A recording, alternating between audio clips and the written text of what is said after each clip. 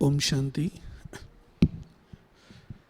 परिवर्तन के पथ पर ये जो सीरीज चल रहा है उसका आज दूसरा एपिसोड है और आज के इस एपिसोड में भाग लेने के लिए हमारे दो ज्ञान सरोवर निवासी आने वाले हैं मंच पर और मैं दोनों निवासियों का तहे दिल से स्वागत करता हूं। हेम सिंह भाई जी और सुमन बहन जी, आप दोनों से अनुरोध है कृपया मंच पर आएं और आकर अपना स्थान ग्रहण करें।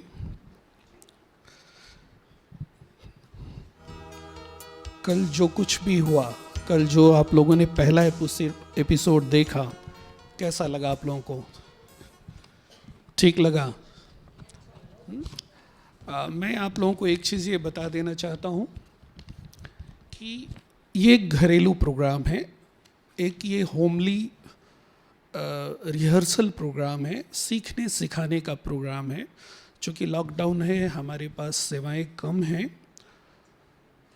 तो सबने मिल कर के ये विचार किया कि क्यों ना कुछ ऐसा कार्यक्रम रखा जाए जिसमें हमारे भाई बहनों की जो कलाएं हैं वो भर कर के सामने आए।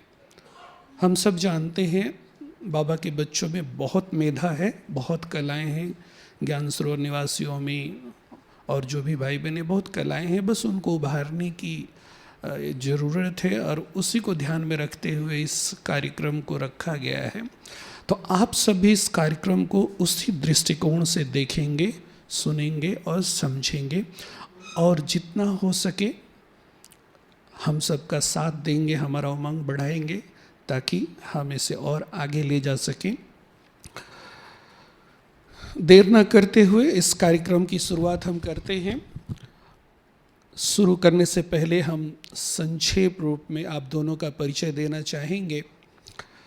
हेम सिंह भाई जी और सुमन बहन, आप दोनों को सब जानते हैं क्योंकि ये यहाँ जो भी लोग बैठे हैं सब घर के ही लोग हैं।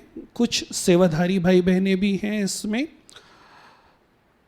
वो भी काफ़ी जानते हो सकता है थोड़े बहुत लोग न भी जानते हो, इसलिए मैं संक्षेप में आप दोनों का ये परिचय देना चाहूँगा।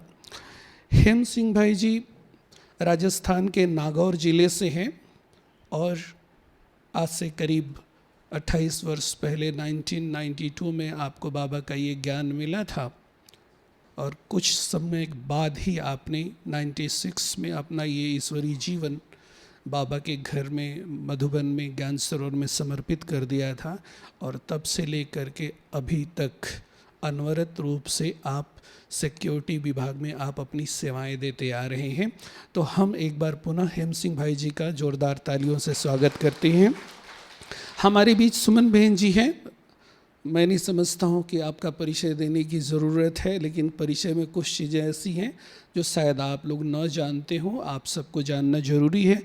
सुमन बहन जी हमारे ज्ञान सरोवर का जो कॉन्फ्रेंस ऑफिस है उसे देखती हैं, उसे संभालती हैं। आप हमारा जो एजुकेशन विंग है ये एक बहुत बड़ा, बहुत विस्तृत विंग है जो देश विदेश में बहुत क्वालिटी सेवाएं करता है। आप इसकी नेशनल कोऑर्डिनेटर भी हैं। आप बचपन से ही ज्ञान में हैं। आप जब 5 वर्ष की आयु में थी तब से लेकर के अपने माता पिता के साथ आप बाबा के घर में आने लगी और तब से ही ये ज्ञान का बीज आपके अंदर पड़ा और उसके जो फल फूल थे वो पुष्पित और पल्लवित होने लगे। धीरे धीरे आपने इसी बीच अपनी पढ़ाई भी पूरी की। आप सबको जानकर खुशी होगी कि आप इलेक्ट्रॉनिक इंजीनियर हैं और इलेक्ट्रॉनिक इंजीनियरिंग करने के बाद 1992 में आपने अपने जीवन को समर्पित किया। आप बेंगलोर से हैं। तो इस तरह से एक छोटा सा परिचय सुमन बहन जी का है और बाकी इनकी सेवाएं तो रोज़ आप देखते हैं, इन्हें रोज़ स्टेज पर आप देखते ही हैं। तो ये हमारे दोनों ही भाई और बहन ज्ञान सरोवर के काफ़ी पुराने हैं और इन्होंने यज्ञ में बहुत सेवाएं की हैं। इनके पास लंबे जीवन का, लंबे ईश्वरीय जीवन का एक अच्छा अनुभव है। आज हम इन्हीं अनुभवों से लाभ लेंगे, अपने आप को लाभान्वित करेंगे। तो सबसे पहले मैं हेम सिंह भाई जी से एक प्रश्न पूछना चाहूँगा। कृपया आप हमें बताएं कि ये बाबा का ज्ञान आपको कैसे मिला। कई बार ऐसा होता है कि किसी किसी को सहज मिल जाता है, कईयों को बहुत डिफ़िकल्टी से मिलता है, कईयों को तलाश होती है, कईयों को नहीं भी होती है। तो हर एक का ज्ञान में आने के पीछे कोई न कोई एक दास्तान होती है, कि स्टोरी होती है। संक्षेप में हम आपसे सुनना चाहेंगे कि आप बाबा के घर के नज़दीक कैसे आए। ओम शांति। हमारे बड़े भाई जो है जिंदल कंपनी के अंदर जनरल मैनेजर है बॉम्बे के अंदर, तो उनको ज्ञान बॉम्बे के अंदर मिला था। तो वो आके सबको ज्ञान सुना रहे थे, मम्मी को भी ज्ञान दे रहे थे। और उस टाइम पे मेरा जीवन कुछ अलग ही प्रकार का था, तो मुझे ज्ञान देने की थोड़ी वो हिम्मत नहीं कर रहे थे, क्योंकि पहले मैं जब नागौर जिले में रहता था तो बहुत सीधा सिंपल व्यक्ति था गाँव का। लेकिन जैसे ही कोटा में आया तो वहाँ संघ ऐसा मिल गया कि जहाँ पे मतलब हर प्रकार के व्यसनों से हम लिप्त हो गए, जिसमें मार धाड़ भी हम करते थे। हमारा ग्रुप भी बना हुआ था, 50 लोगों का ग्रुप बना हुआ था। तो लोग आते थे, बोला इस फलाने ने ये बोला है तो चलो भाई, उसके घर से निकाल के घर के सामने ही हम उसकी धुलाई कर देते थे। और नशा रहता था कि हम राजपूत हैं, किसी से डरने वाले नहीं हैं, चाहे हम मार भी सकते हैं और मर भी सकते हैं। तो इस प्रकार से इतना नशा होता था कि जैसे अभी नशा रहता मैं भगवान का बच्चा हूँ, ऐसे वहाँ नशा रहता था हम राजपूत हैं, किसी से डरने वाले नहीं है, पीछे हटने वाले नहीं है। तो किसी से भी हम डरते नहीं थे, एक्सरसाइज बहुत करते थे, और इसके कारण से बहुत लोग दोस्त हुआ करते थे। और ऐसे समय के अंदर फिर सभी व्यसन भी लग जाते हैं लोग, इस प्रकार के बीड़ी, सिगरेट, तंबाकू, शराब, मांस, मदिरा, ये सब हम करने लग गए। और सारे दिन यही चर्चाएं होती थी, आज इसको धुलाई किया, आज इसकी धुलाई किया। घर में भी रोज शिकायतें आती थी, घर वाले परेशान थे कि भाई हमारे घर में ये कैसा व्यक्ति पैदा हो गया कि रोज शिकायतें ला रहा है, आज इस दुकान वाले को मारा, आज इस दुकान को तोड़ दिया। इस प्रकार की शिकायतें आती रहती थी।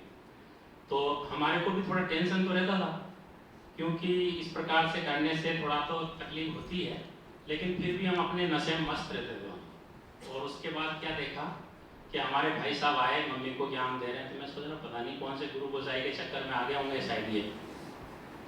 और फिर मैं अपने आप को थोड़ा समझदार समझ रहा था। लेकिन जब वो जाने लगे तो जाते समय उन्होंने क्या किया कि सबको गिफ्ट दे रहे थे। तो किसी को पेन दिया, किसी को कुछ दिया। तो शिव बाबा का लॉकेट मैंने देखा, तो देखते ही मैंने कहा ये मुझे दे दो। तो भाई साहब ने बोला मैं दे तो दूंगा, लेकिन इसको पहनने के लिए सब कुछ छोड़ना पड़ता है। बोला क्या छोड़ना पड़ता है? बोला जो भी इसके अंदर होता है, लहसुन प्याज नहीं खाना होता है, मार धाड़ जो करता है वो नहीं करना पड़ेगा, और मांस मदिरा ये सब कुछ जो भी व्यसन है वो छोड़ना पड़ेगा। तो मैंने कहा चलो दे तो दो इसको, अगर मैं जिस दिन छोड़ूंगा पहन लूंगा, उसी दिन पहनूंगा। अब मैं उसको देखूं और मैं सोच पहन लूँ। फिर याद आता भाई ये गुटखा, ये गुटखियाँ जो छूटते भी नहीं है, इनको कैसे छोड़ना है। लेकिन एक दिन मैंने हिम्मत की और मैंने कहा आज से मुझे बस पहनना है। इसको पहन लिया, काले धागे के अंदर डाल के, और मैंने गले में डाल लिया एकदम। और मम्मी को बोला आज से मैं ज्ञान में हूँ। ज्ञान क्या है, ज्ञान क्या है ये न तो मुझे पता था न मम्मी को पता था। और बोला बहुत सीना तान के चलते थे भाई आज से ज्ञान में जी हम। और इस प्रकार से हम चलते रहे। अच्छा, और छोड़ दिया, सब कुछ छोड़ दिया मैंने, दिल से छोड़ दिया। और उसके बाद में फिर क्या हुआ कि भाई साहब जाते समय बोले अगर तू ये पहन लेता है इसको और छोड़ देता है तो ऐसा करना है, साप्ताहिक कोर्स की किताब है पढ़ लेना। एक किताब थी, उसके पहले मैंने कोई आध्यात्मिक किताब नहीं पढ़ी, ना मैं भगवान को मानता था न मैं जानता था। ऐसे ही निमित्त मात्रा हाथ जोड़ लेते थे अपना काम निकालने के लिए, कहीं पास होना होता था, बाकी वैसे कोई उसका नहीं था। उसके बाद फिर क्या हुआ कि मैंने आत्मा का लेसन पढ़ा और एकदम मुझे स्वीकार हो गया कि मैं आत्मा ही हूँ, और अनुभव भी हो रहा है। पर फिर उसके बाद मेरे पास 50 लोग साथ रहते थे, मैं उनको जाके सुना भी दिया। अच्छा, मुझे ये मालूम नहीं था कि सुनाना भी होता है। तो आत्मा का लेसन सुनाया मैंने, परमात्मा का लेसन सुनाया, तो लोग कहने लगे भाई ये ज्ञान आप कहाँ से रहा आपको? सब लोग कह रहे हैं भाई आप कहाँ गए थे, ये ज्ञान कहाँ से आ रहा है? रोज तो अलग से ये सिस्टम चलता था। तो फिर क्या हुआ कि थोड़े समय तो वो सुनते रहे। फिर वो बोले भाई पुराना व्यक्ति मेरे को ये बोल रहा है, आप थोड़ा सा मदद करो। मैं बोला भाई मैं तो ज्ञान में चल रहा हूँ। तो थोड़े ही समय बाद उन लोगों ने देखा कि भाई ये हमारे काम का नहीं है, तो वो टोंट मारने लगे। बोला सोच चुहा खा के बिल्ली आज चली। मैंने कहा मेरे सोच हुए पूरे हो गए, मैं आज को जा रहा हूँ। तो इस प्रकार से साप्ताहिक कोर्स का मैंने लोगों को ज्ञान भी दे दिया और 7 दिन बाद में देखा कि वो जो भी इस प्रकार की गतिविधियां करने वाले थे धीरे धीरे लोग ऐसे अलग हटने लग गए। और फिर बाद में क्या हुआ कि मुझे बहुत अच्छा ये ज्ञान लगा, मतलब पूरा स्वीकार हो गया जो भी उस साप्ताहिक कोर्स की किताब में लिखा हुआ था। और इस प्रकार से मेरा संबंध जो है ब्रह्मा कुमारी संस्था से जुड़ गया। आपके घर में कौन कौन ज्ञान में चलते हैं? अच्छा, पहले कोई नहीं था, लेकिन मेरे आने के बाद में सभी ज्ञान में चलने लगे। अच्छा, पहले ज्ञान में कौन आया? आपके बड़े भाई? बड़े भाई आए, उसके बाद फिर मैंने तो मम्मी को बोला यहाँ से ज्ञान में चल रहे हैं, आप भी ज्ञान में चलो। बोला ठीक है, मैं भी ज्ञान में। जी। ज्ञान क्या है ना मुझे पता है ना मम्मी को पता है, लेकिन यह था कि हमको इतना ही मालूम था कि ये लहसुन प्याज वगैरह नहीं खाना होता है, मांस वगैरह नहीं खाना होता है, ये ज्ञान। इस प्रकार से हम चल के दोनों ने और पिताजी को अलग रख दिया और हम लोग जो है अपना खाना पीना अलग ही बनाते थे। भैया हम ज्ञान में चलने वाले लोग हैं। जी जी, तो इस प्रकार बहुत अच्छा। यही प्रश्न हम सुमन बहन जी से भी जानना चाहेंगे। आप भी संक्षेप में हमें बताएं कि आपको ये ज्ञान कैसे, वैसे बचपन से कहते तो हैं 5 साल की उम्र से हैं, लेकिन 5 साल की उम्र में वो समझ तो हमारे पास नहीं होती है ना, वो डिसीज़न लेने की पावर नहीं होती है। माँ बाप के साथ तो हम लोग भी जाते थे, मैं भी जाता था, लेकिन हम अब से बाबा के बच्चे बनकर रहेंगे, सारी नियम धारणाओं को जीवन में अपनाएंगे और अब से हमारे लिए यही जीवन मेरा असली जीवन है। ये ख्याल आपके मन में कब और कैसे आया? ओम शांति। वैसे जब मैं 5 साल की थी तो मेरे पेरेंट्स ज्ञान में आए, तो तब से लेकर के मम्मी पापा जब भी सेंटर पे जाते थे तो मुझे लेके जाते थे, तो वहाँ का वातावरण बहुत अच्छा लगता था और लाल लाइट में योग करना बहुत अच्छा लगता था। तो मम्मी पापा जब योग में बैठते थे तो मम्मी के बाजू में जा कर के चुपचाप बैठती थी। तो उस उम्र के बच्चे जो उधम मचाते हैं, यहाँ कूदते हैं करते, तो वो कुछ भी नहीं करती थी, शांति से बैठ कर के बहुत अच्छा लगता था साइलेंस में बैठना। और फिर ऐसे ही चलते रहे और दीदी बहुत प्यार करती थी, तो उसके कारण से टोली खाने के हिसाब से हम सेंटर पे जाते थे, दीदी से मिलने जाते थे, बहुत अच्छा लगता था। लेकिन जब मैं 12 साल की थी तो पहली बार मधुबन आना हुआ। तो मधुबन कैंपस में पांडव भवन, तो पांडव भवन में जैसे ही मैं गेट के अंदर मैंने कदम रख रही हूँ, तो उस टाइम पे बहुत ही जैसे ना रोमांच खड़े हो जाते हैं, तो रोमांच खड़े हो गए और लगने लगा कि ये मेरा घर है। तो मैं अपने घर में वापस आ गई हूँ और मुझे यहाँ ही रहना है। उनके जैसे मधुबन निवासियों को देखती थी तो मेरा जीवन भी ऐसा बनाना है, मुझे भी ऐसा बनना है। तो भले ज्ञान इतना नहीं था, लेकिन बाबा का जो प्यार का अनुभव है और अंदर से एक प्रकार से प्रेरणा आती थी कि ये मेरा घर है, मुझे ऐसा बनना है। तो ठीक है, वो भी जैसे होता था। लेकिन फिर जब मैं 16 साल की थी, जो 11th स्टैंडर्ड में पढ़ रही थी, तो बैंगलोर में एक रिट्रीट सेंटर है कोटिकेरे में, जो शिवलिंग बना हुआ है, वहाँ हमारे हृदय पुष्पा दादी रहते थे। तो उन्होंने एक बार कुमारियों की भट्टी रखी 1 हफ्ते की, तो वहाँ जाना हुआ। जो ऐसे कुमारियाँ जो पढ़ रही है और नौकरी कर रही है, ऐसे कुमारियाँ।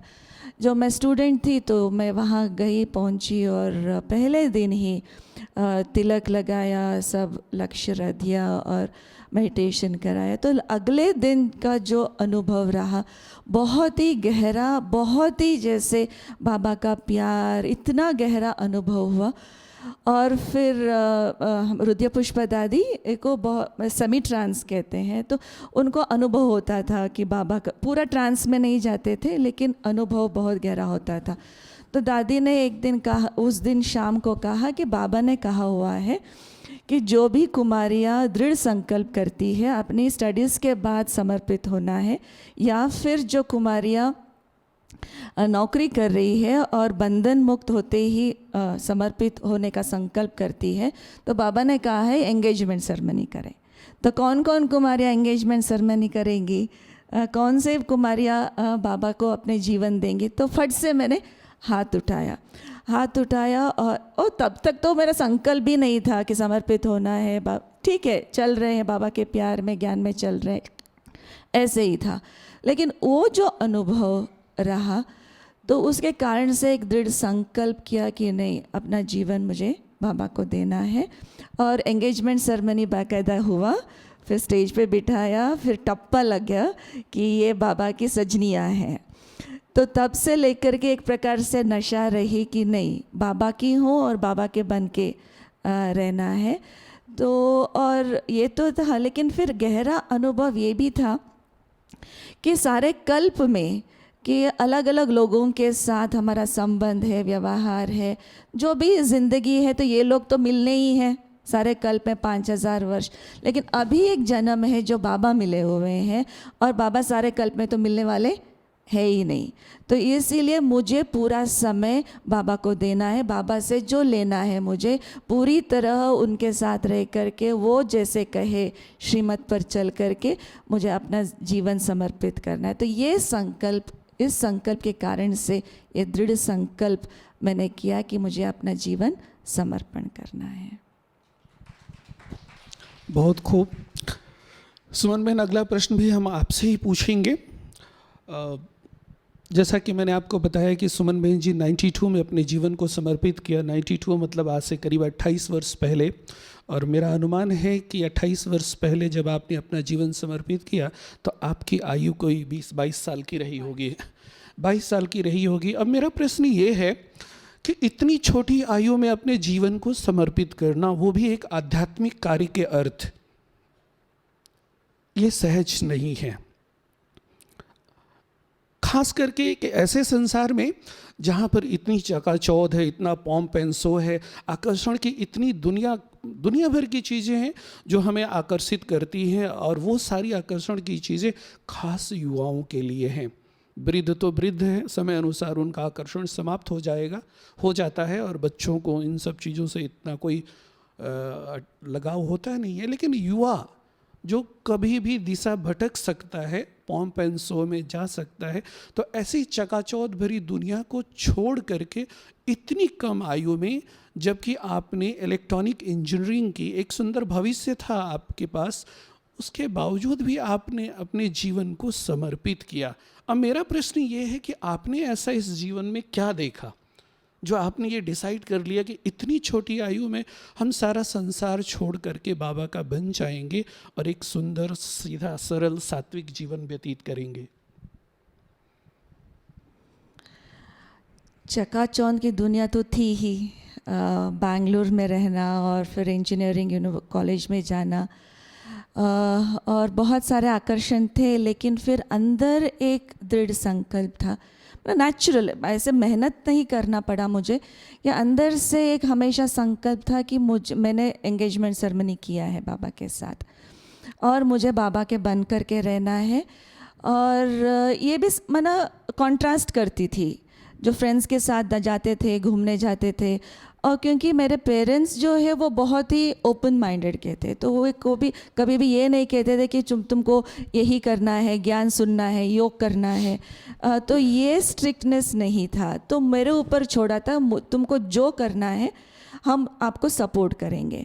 तो इसके कारण से मैं अपने डिसीजन खुद ले पाई, क्योंकि फिर खुद जब डिसीजन लेना है तो फिर अच्छी तरह सोचते हैं कि ये भी देखेंगे, वो भी देखेंगे, क्या है, ये है। तो मैं अपने आप को टेस्ट करने के लिए जाती थी, फ्रेंड्स के साथ घूमने जाती थी, पार्टियों में जाती थी। तो पार्टियों के बाद या फिर घूमने फिरने के बाद मैं जब घर में आती थी तो अपने आप को पूछती थी कि क्या मिला तुमको, कि ठीक है 3 घंटा आपने एंजॉय किया फ्रेंड्स के साथ, तुमको मिला क्या? ठीक है क्षण भंगुर जो खुशी है, हाँ हूँ, हल्ला गुल्ला सब कुछ, लेकिन फिर जो आंतरिक सुख या जो आनंद की अनुभूति है कभी वो मिलता नहीं था।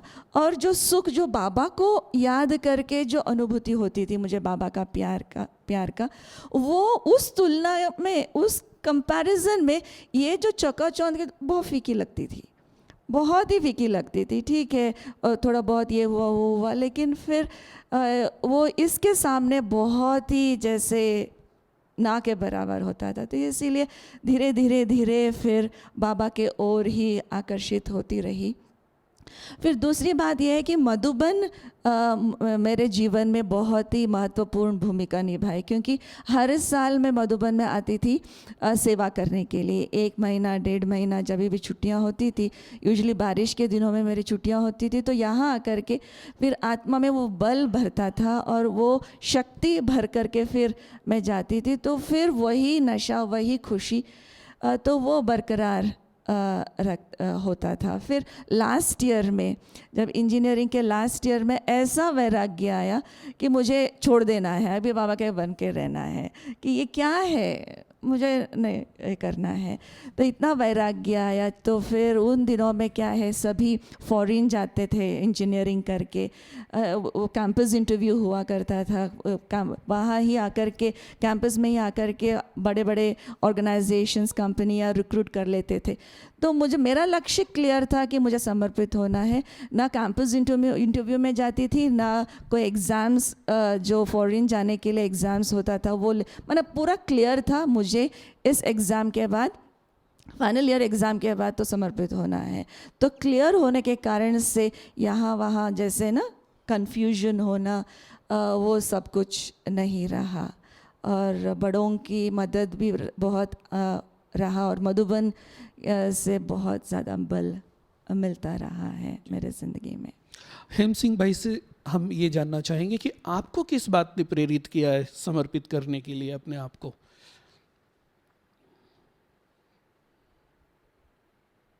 ज्ञान मिल चुका है, ज्ञान के आधार पे हम समर्पित होने का लक्ष्य बनाया था।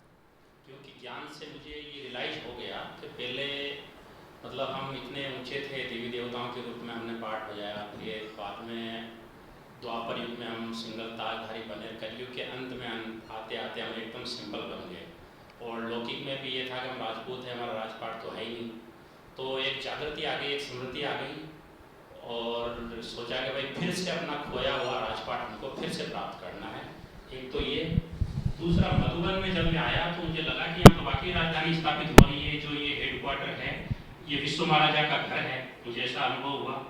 और ये जो सेंटर है, अलग अलग राज्य है, अभी भले सेवा के हिसाब से है, लेकिन भविष्य में ऑटोमेटिकली ऐसा बन जाएगा। और जो यहाँ 4 सब्जेक्ट पढ़ाए जाते हैं, उन 4 सब्जेक्ट के द्वारा मुझे अनुभव हुआ कि एक अच्छे राजा के अंदर 4 बातें चाहिए कि राजा बुद्धिमान होना चाहिए, शक्तिशाली होना चाहिए, चरित्रवान होना चाहिए और सेवाभावी होना चाहिए। तो मैंने देखा कि 4 बातें यहाँ प्रैक्टिकल 4 विषय के आधार पर डेवलप हो रही है कि ज्ञान से हम बुद्धिमान भी बनते जा रहे हैं, पहले क्या थे और यहाँ आते आते बुद्धिमान बनते जा रहे हैं, शक्तिशाली भी बनते जा रहे हैं और चरित्रवान भी बनते जा रहे हैं। पहले का जीवन क्या था, अभी का जीवन क्या है। और सेवा भावना, संकल्प से भी सेवा, बोल से भी सेवा, कर्म से भी सेवा। पहले तोड़ फोड़ का काम करते थे, संकल्प, बोल, कर्म, धन, दौलत सब उल्टे कामों में लगाते थे। लेकिन जब देखा कि यहाँ पे तो सब कुछ अच्छे कार्य में लग रहा है, तो जरूर मुझे निश्चय हो गया कि इस राजयोग की विद्या से जरूर हम राजाओं के राजा बनेंगे। दूसरी बात, हमने दादियों को देखा कि इतनी सिंपल है, कोई ज़्यादा एजुकेशन भी नहीं है, लेकिन भगवान ने इनको क्या से क्या बना दिया। तीसरी बात, दीदियों को देखा कि इनके चेहरे चमकते हैं, और उन चेहरों को देखते हुए हमें अनुभव हुआ कि नहीं, ये प्रैक्टिकल ज्ञान है और प्रैक्टिकल भगवान ही ये पढ़ा रहे हैं। वैसे तो भगवान का ज्ञान के आधार पर भी मालूम पड़ गया, अनुभव भी हो गया है, और ये मालूम पड़ गया कि शिव बाबा जो ब्रह्मा बाबा के तन में आके ये राजयोग सिखा रहे हैं, भगवान राजयोग सिखा रहे हैं, इसलिए मुझे सीखना है। उस लक्ष्य से हम समर्पित हुए, और समर्पित होने की भी कहानी बड़ी है कि यहाँ कोई रख नहीं रहा था, तो फिर मैंने बाबा को यूज किया, वो बाद में बताऊंगा। ओके, बहुत बहुत थैंक्स, आपने अच्छा अनुभव सुना। हेम सिंह जी, एक प्रश्न और आपसे है, मैं आपसे ही पूछना चाहूँगा। हम सब जानते हैं कि हमारा भारत देश धर्म प्रधान देश है। धर्म और धार्मिक लोगों के प्रति हम सब के मन में बहुत आस्था रहती है, हम बहुत कद्र करते हैं उनकी। जब भी हमारे सामने कोई साधु संत महात्मा योगी आता है तो न चाहते हुए भी हमारा सिर उनके आगे झुक जाता है। पर एक बहुत बड़ी विडंबना ये है कि अगर हमारा बच्चा उस मार्ग पर जाने की कोशिश करता है, हमारी अपनी औलाद बेटे बेटी अगर साधु संत महात्मा योगी बनना चाहते हैं, तो ये किसी भी माता पिता को गंवारा नहीं होता है। माता पिता उसे रोकते हैं, उस पर बंधन डालते हैं, तरह तरह के प्रलोभन देते हैं ताकि मेरा बच्चा उस मार्ग में न जाए। इसे विडंबना ही कहेंगे। और हम सब भी आध्यात्मिक जीवन जीने वाले लोग हैं, हम सब राजयोगी आत्माएं हैं। हमने भी कहीं ना कहीं घर बार को छोड़ा है, छोड़ करके यहाँ आया, भले कंप्लीटली नहीं छोड़ा है। तो जब आपने अपने जीवन को समर्पित किया, मेरा प्रश्न ये है कि क्या उस समय आपको इस तरह की किसी विघ्न बाधा का सामना करना पड़ा? अपने परिवार के लोगों से, अपने समाज के लोगों से, अपने रिलेटिव से कोई इस तरह की विघ्न बाधा आई हो, या सहज रूप से उन्होंने अपना आपका ये डिसीजन स्वीकार कर लिया? तो परिवार वाले तो सभी लोग ज्ञान में आ गए थे, तो परिवार वालों को तो कोई ऑब्जेक्शन नहीं था। थोड़ा मम्मी को था कि भाई यहीं लेके ज्ञान में चलो, लेकिन मैंने उनको समझा दिया और संतुष्ट हो गए। अच्छा, उसके बाद मैं यहाँ मधुबन में 1 महीने सेवा के लिए आया, यहाँ मुझे कुछ कटानी है और मैं गाँव में गया। गाँव में गया तो लोगों ने देखा कि भाई ये क्या है, मुझ कटा के मुसलमान बन गया है। और सबने घेर लिया, बोला ये भाई ये कौन सा ज्ञान है, राजपूत मतलब मुझ होनी चाहिए तभी घूम रहा है, तो ये क्या है, ये तो मुसलमान बन गया। तो हमने देखा कि भाई मैं तो उस टाइम ज्ञान में भी थोड़ा, लेकिन मैं सब लोग बैठे हुए, तो मेरे को तुरंत याद आया। मैं बोला आप कौन से धर्म से बिलोंग करते हैं? बोला हम लोग राजपूत है ना, क्षत्रिय। तो मैं बोला क्षत्रिय वंश का मुखिया कौन है? मैं बोला श्री कृष्ण और श्री राम के मूछ ठीक है? बोला नहीं। तो मैं बोला रावण के लिए। तो आप देख लो, आप ही देख लो कौन किस संप्रदाय का है। तो हम अगर राजा राम क्षत्रिय वंश के तो उनके मुँह से नहीं थी, श्री कृष्ण की अगर क्षत्रिय वंश के तो उनके मुँह से नहीं थी, तो फिर हमने काट दी तो क्या हो गया? तो इस प्रकार से पता नहीं बाबा ने मुझे ऐसा टच किया और सारे के सारे शांत हो गए। एक शब्द बोले तो ध्रुव बन गया, हमारे गांव में ध्रुव बन गया। और फिर पता नहीं कैसे कैसे क्वेश्चन ले लेके आगे, इसका क्या होगा, इसका क्या होगा, और मैं उनको जवाब देता जा रहा हूँ जैसे बाबा मुझे ऊपर से टच कर रहा है और वो संतुष्ट हो गए।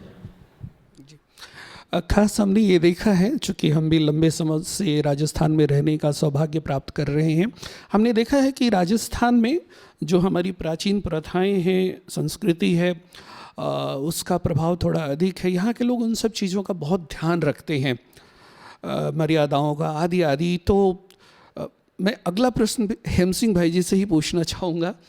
आप बहुत अच्छा उत्तर दे रहे हैं, अच्छा लग रहा है आप सबको। मैं हेम सिंह भाई जी से ये पूछना चाहूँगा, वैसे खून के रिश्ते इतने सहज नहीं होते, खून के रिश्ते बहुत गहरे होते हैं और उनको भुला पाना बहुत सहज नहीं है। काफ़ी कठिनाई होती है, काफ़ी तपस्या की ज़रूरत होती है उसमें। क्या आपको कभी एक बेटे के रूप में ऐसा नहीं लगता कि कभी आपको अपने घर वालों की याद आती हो, अपने माता पिता की याद आती हो, या ऐसा कभी नहीं लगता कि मुझे जाकर के उनकी सेवा करनी चाहिए, मैं तो समर्पित हो गया, पीछे मेरे माता पिता को कोई दिक्कत हो रही है? तो कभी उनकी याद आती हो या मन में कोई ख्याल ऐसा आता हो तो हम वो आपसे सुनना चाहेंगे। याद तो नहीं आती, लेकिन फिर भी एक जिम्मेवारी जरूर होती है कि हमारे माता पिता ठीक है, ये ध्यान मन में रहता है। बाकी मोह मेरा नहीं है उनके अंदर, उसका प्रैक्टिकल प्रूफ भी ये हुआ कि अभी हमारे पिताजी ने शरीर छोड़ दिया, तुरंत हम गए, वो अंतिम संस्कार हो रहा है, सब लोग बैठे हुए हैं और मैं बोला चलो भैया अभी मैं प्रवचन कर रहा हूँ वहाँ पे। तो लोगों ने सोचा कि ये कौन है, ये बोला इनका लड़का है। तो सबने बोला ये तो बड़ा नष्ट हुआ है। तो और मैंने देखा कि जो ज्ञान में चलने वाले थे उनके भी आंसू आ रहे थे, हमारे भाइयों ने भी देखा कि भाई इसको कुछ भी फर्क नहीं पड़ रहा है। तो मैंने देखा कि ज्ञान और योग की शक्ति ऐसी है कि हम अपना कर्तव्य भी निभाया, हमने सेवाएं भी की, लेकिन ऐसा कोई दुख नहीं हुआ मुझे किसी बात का, और न होता है। बस ये है कि जिम्मेवारी जरूर है, अभी पिताजी चले गए तो मम्मी अकेली, तो हम बीच बीच में फ़ोन करके थोड़ा सा उनका उमंग गुस्सा जरूर बढ़ाते हैं और भाइयों को बोल देते हैं कि भाई आप इनको कोई तकलीफ नहीं आए, तो कोई तकलीफ होती है तो हम भी उनको एक हल्का कर देते हैं और भाइयों को भी बोल देते हैं कि भाई मैं यहाँ पे हूँ तो आपकी जिम्मेवारी है। और साथ ही साथ अगर उनको कोई दुख दर्द होता है तो मैं बाबा को कहता हूँ बाबा मैं आपकी जिम्मेवारी निभा रहा हूँ, आप मेरी जिम्मेवारी निभाओ। तो देखा कि कभी भी अगर उनको दर्द होता है, कुछ भी होता है, तो मैं बाबा को बोलता हूँ तो थोड़ी देर बाद उनका दर्द ठीक हो जाता है। तो बाबा काम कर रहा है। अब मैं अगला प्रश्न पूछने से पहले इसी विषय पर थोड़ा सा सुमन महन जी के भी विचार सुनना चाहूँगा। आपको भी अपने माता पिता की कभी याद आती है या घर वालों की याद आती है? कभी ऐसा लगता है कि मुझे जाकर के थोड़े दिन उनकी सेवा करनी चाहिए? वैसे तो अभी नहीं आता है, पहले पहले जब पांडव भवन में आए थे, नए नए थे, तो लगता था कि जाना चाहिए, करना चाहिए। लेकिन अभी लौकिक माता जी ने शरीर छोड़ा है और लौकिक पिताजी यहाँ शिवमणि में रहते हैं। तो रहे अपनी बहन और भाई वो सब बैंगलोर में हैं, तो उनकी याद तो ज़्यादा नहीं आती, लेकिन फिर पिताजी के प्रति थोड़ा सा जवाबदारी लगता है।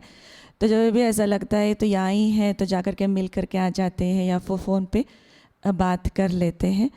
एक रिस्पॉन्सिबिलिटी फ़ील करते हैं, लेकिन फिर ऐसा मोह की बात नहीं है। मम्मी ने भी जब शरीर छोड़ा तो पता नहीं बाबा ने ऐसा टच किया कि बैंगलोर जाना चाहिए। वैसे तो बीमार तो थे ही माताजी, लेकिन फिर ऐसे शरीर छोड़ने जितना ऐसा बीमारी ऐसा लग नहीं रहा था हमको।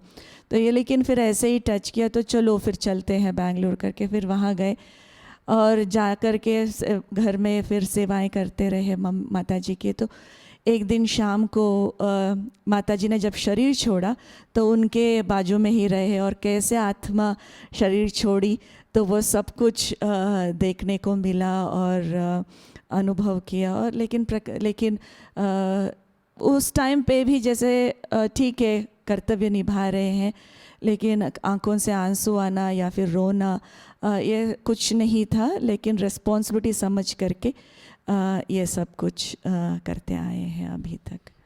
बहुत अच्छा। हमारे इस मंच पर जो भी दोनों भाई बहनें बैठे हैं, दोनों की स्थिति राजा जनक की है। देह में रहते सब कर्तव्य करते, और मैं समझता हूँ कि ना सिर्फ ये दोनों भाई बहनों की बल्कि जो भी बाबा के बच्चे हैं वो सब रियल अर्थ में राजा जनक है। और वो भी क्यों ना, बाबा का ज्ञान जो इतना सुंदर है, इतना अद्भुत है, जो हमारी मानसिकता को राजा जनक की मानसिकता बना देता है। तो बहुत अच्छा लग रहा है आप सबके अनुभवों को सुन करके। अगला प्रश्न हम सुमन बहन जी से पूछेंगे।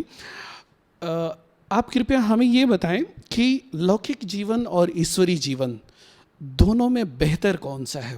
हालांकि ये आप सबको भी लग रहा हो कि ये भी है कौन सा बेहतर है आप सबको लग रहा है कि आपको भी लग रहा होगा ये पता नहीं ये क्या प्रश्न, ये भी कोई प्रश्न है क्या? डेफिनेटली ईश्वरीय जीवन ही बेहतर है, परंतु ये इतना सहज होता तो मैं पूछता ही नहीं। मेरे पूछने का भाव ये है, ये प्रश्न मेरा नहीं है, ये प्रश्न ऑडियंस का है। आप ऑडियंस को बताएं, ये ऑडियंस नॉन बी के ऑडियंस है, आप ऑडियंस को ये बताएं कि ये हमारा जो ईश्वरीय जीवन है कैसे बेहतर है। कृपया एक दो बातों पे चर्चा करें। वो कौन सी एक दो बातें हैं, वो बिंदु हैं जो इसे श्रेष्ठ बनाती हैं लौकिक जीवन से? कोई भी जीवन हो, चाहे लौकिक जीवन या अलौकिक जीवन, तो समस्याएं तो आएंगी, चैलेंजेस तो आएंगे, उनको तो सामना तो करना पड़ेगा, वहाँ रह करके या यहाँ रह करके। लेकिन यहाँ रहने से अलौकिक जीवन में एक एडवांटेज क्या है कि बाबा हमारे साथ हैं। तो बाबा हमारे साथ होने के कारण से हमको गाइडेंस मिलता है, बल मिलता है, शक्ति मिलती है, तो जिसके आधार से हम उन चैलेंजेस को सामना कर सकते हैं। और चैलेंजेस नहीं लगते हैं, क्योंकि जैसे मक्खन से बाल निकालते हैं तो ऐसा लगता है कि ठीक है, हमको ये ज्ञान भी है कि ये 63 जन्मों का जो हिसाब किताब है वो चुकता हो रहा है। और ज्ञान और योग के आधार से हम अपने जीवन को एक सुचारू रूप से मुझे लगता है कि हम चला सकते हैं, लाइटली हम ले सकते हैं और उन समस्याओं का सामना हम कर सकते हैं। और दूसरी बात ये है, तो खुशी तो रहेगा ही, नशा तो है, जितना खुशी है निश्चय है और उतना नशा है। तो नशे के आधार से वो थोड़ा बहुत भी जो लगता है वो नहीं लगता है। तो मैं अपने जीवन में अगर देखूँ कि यहाँ आने के बाद भी जो चैलेंजेस आए, लेकिन बाबा में अगर निश्चय है, बाबा में वो विश्वास है, तो ज़रूर उन चैलेंजेस को, उन समस्याओं को हम सामना कर सकते हैं, ओवरकम कर सकते हैं। सुमन बेन, आपको ऐसा नहीं लगता है कि अगर आप लौकिक में होते, आप अगर समर्पित न हुए होते तो आपका जीवन आज से बेहतर होता? क्योंकि आपके पास एक अच्छा एजुकेशन है, अच्छी डिग्री है, जहाँ तक मैं जानता हूँ आपका फैमिली बैकग्राउंड बहुत अच्छा है, बहुत सारी टैलेंट्स आपके अंदर हैं।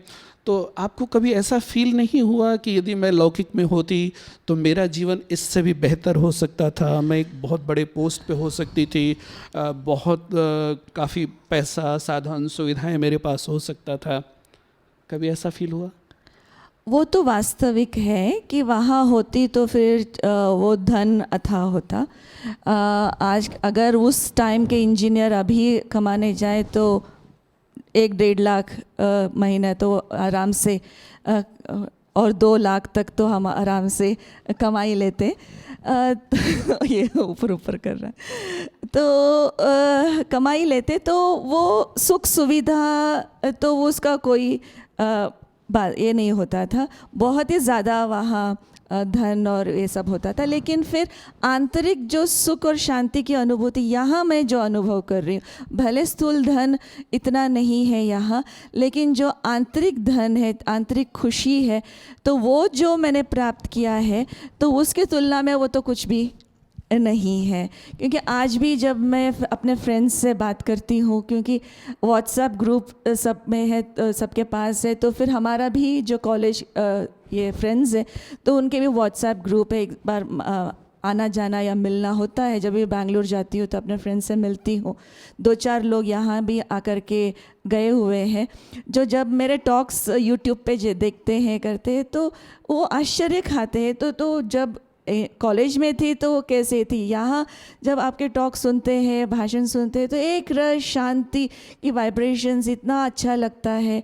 तो 2 साल पहले एक गेट टुगेदर भी था फ्रेंड्स का, तो वो पहुँची तो फिर वहाँ वो लोग मेरे सारा अनुभव सुनने लगे और फिर वो बोलने लगे कि भले हमारे पास इतना कुछ है, धन है, दौलत है, फैमिली है, सब कुछ है, लेकिन तुम्हारा जीवन श्रेष्ठ है। तो वो मानते हैं। तो भले क्योंकि ये मेरी मान्यता है कि जिस दिशा में हम अपनी ताकत लगाते हैं, अपनी एनर्जी लगाते हैं, तो उसमें हम विकसित होते ही हैं। वो लोग ये धन दौलत कमाने में अपनी एनर्जी लगाए, परिवार बढ़ाने में अपनी एनर्जी लगाए, तो वो कमा रहे हैं, वो उसका सुख उनको है। लेकिन मैंने अपने जीवन जो 28 ईयर्स से इसमें एनर्जी लगाई, तो फिर इसमें मेरी उन्नति है। तो इसलिए उसकी तुलना में वो फिर कभी भी, और उस दिन से लेकर के जब भी मैं मधुबन आई, तब से लेकर के एक बार भी ये संकल्प नहीं आया कि जाकर के मुझे नौकरी करना है, पैसा कमाना है। भले इतना सुख सुविधा नहीं है, लेकिन फिर उसके लिए नहीं आए हैं ना हम। तो उस रीति से फिर मुझे नहीं लगता है कि वो बहुत कुछ है। अभी हेम सिंह भाई जी से हम एक प्रश्न पूछना चाहेंगे। हेम सिंह भाई जी, आप लंबे समय से यहाँ बाबा के घर में समर्पित रूप से अपना जीवन जी रहे हैं। कभी आपको ऐसा लगता है यहाँ रहते कि ये बाहर की दुनिया आपको आकर्षित कर रही हो?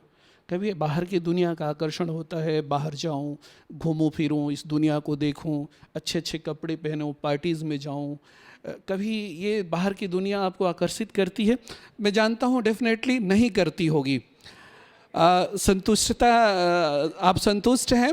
हम यही जानना चाहते हैं कि अगर ये दुनिया आपको आकर्षित नहीं करती है तो वो कौन सी बात है, वो ज्ञान का कौन सा बिंदु है जिसने आपके अंदर ये संतुष्टता प्रदान की है? मुझे कोई बाहर की दुनिया आकर्षित नहीं करती है। अगर बाहर हम जाते भी हैं तो सेवा के लिए जाते हैं और साथ में घूमना हो ही जाता है। और नशा रहता है कि पूरी दुनिया के अंदर हमारे घर है, इसके घर के चक्कर लगाने चाहिए। इसलिए बाकी घरों को तो देखना ही है, अपने घरों को, बाकी दुनिया का कोई आकर्षण नहीं है। और नशा रहता है कि जो सर्वशक्तिवान है वो मेरा है, जो सर्वसिद्धियों का दाता है वो मेरा है, जो सर्वोच्च सत्ता है वो मेरा है। तो जब वो मेरा है तो मुझे सब कुछ मिला हुआ है, उसके आधार पर मैं संतुष्ट हूँ। उस जो मुझे चाहिए बस मैं उसको बोलता हूँ और वो हाजिर करता है। आज तक जो भी मैंने बाबा को कहा है सब कुछ सामने हाजिर है। इसलिए जब कुछ सब कुछ उस एक से मिल सकता है तो इधर उधर झांकने की कोई आवश्यकता नहीं है। बहुत बढ़िया। एक अगला प्रश्न का उत्तर भी आप ही दे दीजिए। यहाँ पर हम अपने लौकिक परिवार में तो 4-5 लोग ही एक साथ रहते हैं, तो वहाँ रहना सहज होता है। लेकिन यहाँ हम एक बहुत बड़े संगठन में साथ रहते हैं, 100, 200, 500, 1000 के बीच में हम रहते हैं। तो संगठन में इतना रहना कई बार सहज नहीं हो पाता है, थोड़ा कठिन लगता है। परंतु फिर भी बाबा ने कहा है कि अपना संगठन है, प्यारा है, सब अपने हैं, हमें सबके साथ मिलजुल करके रहना है। प्रेम प्यार से रहना है। और हमने ये देखा भी है कि आप सबके साथ बहुत प्रेम प्यार से रहते हैं। आपके अंदर फ्लेक्सिबिलिटी है, एडजस्टमेंट की एक बहुत अच्छी शक्ति है आपके अंदर। तो ज्ञान की ऐसी कौन सी बातें आप अपने जीवन में ध्यान में रखते हैं जिसके कारण आप संगठन में लोकप्रिय होकर के रह सकते हैं या लोग पसंद होकर के रह सकते हैं? या ये कहें कि ऐसी कौन कौन सी बातें हमें ध्यान में रखनी चाहिए संगठन में रहते हुए जिससे हम संगठन में सर्व का प्रिय बन सकें?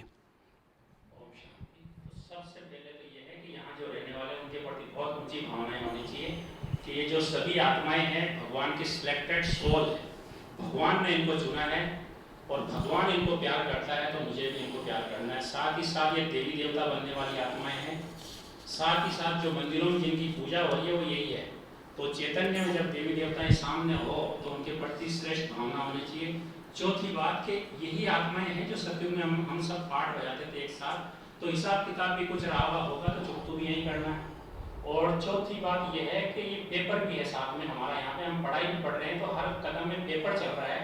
तो ये भाई बुरा नहीं है लेकिन पेपर ले रहा है, तो मुझे इस बात को नहीं देखना है, उस व्यक्ति के अवगुणों को नहीं देखना है, लेकिन ये सोचना है कि ये पेपर है और इस पेपर में मुझे 100 में से 100 मार्क्स लेने हैं। अगर इस प्रकार की परिवार के प्रति ऊंची भावना होगी, श्रेष्ठ भावना होगी, तो यहाँ मौज का अनुभव होगा। और अगर हम सोचेंगे ऐसा क्यों कर रहा है वैसा क्यों कर रहा है तो फिर हम हो सकता है यहाँ दुखी भी हो जाए, क्योंकि भिन्न भिन्न प्रकार की आत्माएं हैं। और छठी बात ये भी हम याद रख सकते हैं कि राजधानी स्थापित हो रही है, यहाँ राजा भी है, प्रजा भी है, दास दासियाँ भी, सब है, तो हर एक के संस्कार भी अपने अपने हो सकते हैं। तो ऐसी ऊंची भावना और ज्ञान को अगर हम बुद्धि में रख के और चलेंगे तो कभी भी चाहे कोई कुछ भी करे हम कभी भी दुखी और अशांत नहीं होंगे और यहाँ पे एंजॉय करेंगे। और ही मैं तो देखता हूँ कि मैं चाहता हूँ कि मैं 10 वाले कमरे में रहूँ, तो वहाँ मुझे अच्छा लगता है सबके साथ रहने का, और सबके साथ में ज़्यादा से ज़्यादा लोग रहे तो मुझे मज़ा आता है। Thank you. काफ़ी अच्छा लग रहा है आप सबके अनुभवों को सुन करके। अचानक से मेरा ध्यान घड़ी पर गया तो मैंने देखा 8:15 बज गया, समय की सीमा है और हमें 8:15 पूरा भी करना है। लेकिन पूरा करने से पहले एक प्रश्न छोटा सा हम सुमन बहन जी से पूछना चाहेंगे। हम सभी यहाँ अलग अलग स्टेट्स से आए हैं, अलग अलग क्षेत्रों से आए हैं और हर एक का कल्चर अपना अपना, हर एक का जो फूड हैबिट है अलग होता है, हर एक का वेदर अलग होता है, कई बार दिनचर्या अलग होती है या घरों में हमारा जो लाइफ स्टाइल है, क्योंकि हम अपने माँ बाप की छत्र छाया में पलते हैं तो कोई बंधन नहीं होता है, अपनी फ्रीडम के साथ हम जीते हैं, जब सोना सोए जब उठना उठे। परंतु वो सब कुछ जब छोड़ करके यहाँ हम आते हैं, समर्पित होते हैं, तो हमें यहाँ एक अलग माहौल मिलता है, सब कुछ अलग। जो मर्यादाएं घर में, जो फ्रीडम घर में था वो यहाँ नहीं मिलता। यहाँ पर एक मर्यादा है, वो भी स्ट्रिक्ट मर्यादा है। यहाँ का भोजन अपने आप में अलग है, वेदर अपने आप में अलग है।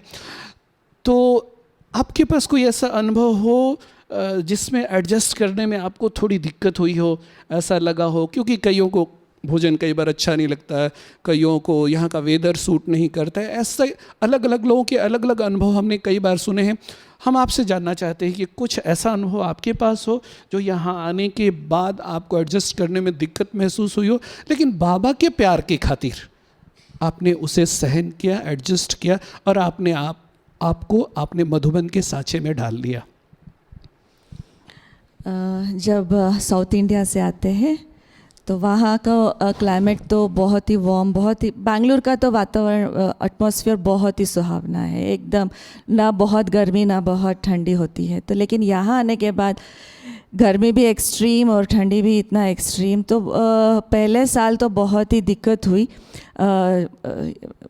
ये एडजस्ट होने में। एक्चुअली यहाँ आने के बाद 3-4 चीज़ें थी जो बहुत ही मुश्किल लगा मुझे एडजस्ट होने में, लेकिन बाबा के प्यार के कारण से, एक लक्ष्य लेकर के चलने के कारण से इन सभी बातों के साथ मैं एडजस्ट कर पाई। एक है वेदर का, दूसरा है फूड, क्योंकि वहाँ हर चीज़ नारियल में बनता है, अलग प्रकार से बनता है, तो यहाँ अलग प्रकार से बनता है, तो फिर वो आदत डालना और हर रोज़ वही खाना तो एक प्रकार से चैलेंजिंग था। लेकिन फिर ये सोच करके खाना खाती थी कि बाबा को जब ये शरीर दे दिया है तो बाबा जवाबदार है शरीर का। तो अगर कुछ बीमारी होती है तो बाबा जवाबदार है, अगर कुछ होता है तो बाबा जवाबदार है। तो इसीलिए बाबा को याद करके जब मैं खाना खाती थी तो शरीर पर इतना ज़्यादा असर नहीं पड़ता था। तो और तीसरी बात है कपड़ा, क्योंकि वहाँ कॉलेज में साड़ी पहनने की आदत ही नहीं है, और जब मैं एथलीट भी थी और नेशनल लेवल बास्केटबॉल प्लेयर रही हूँ, तो वहाँ स्कर्ट्स और पैंट्स ही ज़्यादा हम पहनते थे। बहुत ही फ्रीडम, चलने में बहुत इजी हो जाता है, लेकिन फिर जैसे ही साड़ी पहनते हैं टांगों में लगता है कि हर चीज़, चलना बहुत मुश्किल होता है। तो जब पहनना शुरू किया तो बहुत दिक्कत हुई, लेकिन पहले दिन जब मैं साड़ी पहनी तो एक बहुत ही दिक्कत तो हो रही थी चलने के लिए, लेकिन फिर एक बहुत खुशी भी थी कि बाबा आपकी यूनिफॉर्म पहनी हो, आप जो ड्रेस पर जाते हैं तो वो ड्रेस पहनी हो। एक अंदर भले स्थूल रूप से दिक्कत होती थी, लेकिन फिर अंदर से खुशी होने के कारण से वो फिर मैं साड़ी पहनना शुरू कर दिया। वैसे तो स्टार्टिंग में जब पांडव भवन में थी तो इतना कंपलसरी नहीं था मेरे लिए कि साड़ी पहनना, तुम सूट पहन सकती हो, लेकिन मैं ही फिर ज़िद किया, नहीं मुझे सूट नहीं पहनना है, मुझे साड़ी पहननी है, कि ब्रह्मा कुमारी लगनी है, बाबा की बच्ची लगनी है। तो इसलिए साड़ी पहनना शुरू किया। और फिर 5 साल के बाद जब बैज मिला, क्योंकि ट्रायल पीरियड पूरा हो जाता है, और मुझे याद है ट्रेनिंग सेंटर में चंद्रमणि दादी 5 साल के बाद वो जो ट्रेनिंग हुआ कुमारियों का, फिर मुझे बैज मिला। जिस दिन बैज दादी ने पहनाया उस दिन तो खुशी का पारा ही नहीं क्योंकि अभी पूरा ड्रेस हो गया मेरा, है ना, बाबा का ड्रेस हो गया, मैं अभी बाबा की बच्ची हूँ, बाबा की हूँ, बाबा मेरा और मैं बाबा की हूँ। तो इतनी खुशी, इतनी खुशी। तो वो ड्रेस का जो चैलेंज था वो भी ये हो गया। और चौथा चैलेंज ये था कि मधुबन जो, क्योंकि घर से आई तो क्योंकि मैं कभी भी सेंटर पे नहीं रही, और यहाँ आते ही जैसे ओशन में, एक समुद्र में आ जाना, दादियों के बीच में रहना, पांडव भवन में जहाँ रहती थी तो दादियों के बीच में रहना, कोई वो सिस्टम के बारे में पता नहीं है, मर्यादाओं के बारे में ज़्यादा पता नहीं था, तो हर बात में मैं रोती थी। उस टाइम पे कोई भी किसी ज़ोर से बोल दिया मैं रो पड़ती थी, किसी ने कुछ बोल दिया तो, क्योंकि ये सब आदत नहीं है, ज़ोर से किसी ने बोला ही नहीं है मेरे साथ, बहुत प्यार से पले हैं, तो हर बात में रोते थे। लेकिन फिर धीरे धीरे धीरे फिर ये था कि नहीं, बाबा को जीवन दिया है तो ये मुझे सामना करना ही है। तो उस दिन और ये दिन जो मैं अभी आज मैं देख रही थी कि 28 साल में जो उस टाइम की जो सुमन थी और अभी का जो सुमन है, तो वो बहुत ही फ़र्क है। उस समय जो मैं मधुबन आई थी वो हर बात में रोती थी, बहुत सेंसिटिव थी, और बाबा ने ये मैसेज भी दिया था कि बच्ची को है ना परिवार से बहुत प्यार है, प्यार बहुत है, लेकिन फिर अभी शक्ति बनना है। तो उस दिन से लेकर के मैं अपने ऊपर बहुत मेहनत किया। अभी मैं कह सकती हूँ कि मैं शिव शक्ति हूँ और कोई भी समस्या है मैं उसको सामना कर सकती हूँ। अभी मेरा रोने का जो चार्ट है बहुत नील हो गया, ज़ीरो हो गया है। मैं ये जानकर बहुत खुशी हुई कि सुमन बहन को रोना भी आता है, क्योंकि हमने हमेशा इनको हंसते हुए ही देखा है। आज एक नई जानकारी ये भी मिली कि सुमन बहन जी नेशनल लेवल की बास्केटबॉल प्लेयर भी थी। तो अच्छा है कि हमारे पास एक अच्छा कोच है। आप सबको कभी बास्केटबॉल सीखना हो तो आप सुमन बहन जी से संपर्क कर सकते हैं। बहुत बहुत थैंक्स आप दोनों का। आप दोनों के अनुभव सुन करके हमें बहुत आनंद आया, बहुत खुशी मिली, और हम चाहेंगे कि आगे भी हम आपको मंच पर इसी तरह बुलाते रहें, आपके अनुभवों का लाभ हम लेते रहें। समय हमारे पास कम है, प्रश्न तो और भी बहुत सारे हैं हमारे पास, लेकिन समय न होने के कारण हम पूछ नहीं पाए। लेकिन जितना भी सुना समझा वो हमारे लिए बहुत प्रेरणादायी था। हम दिल से आप दोनों का बहुत बहुत धन्यवाद करते हैं। 2 मिनट बाबा की याद में बैठकर आज के इस कार्यक्रम को हम पूरा करते हैं।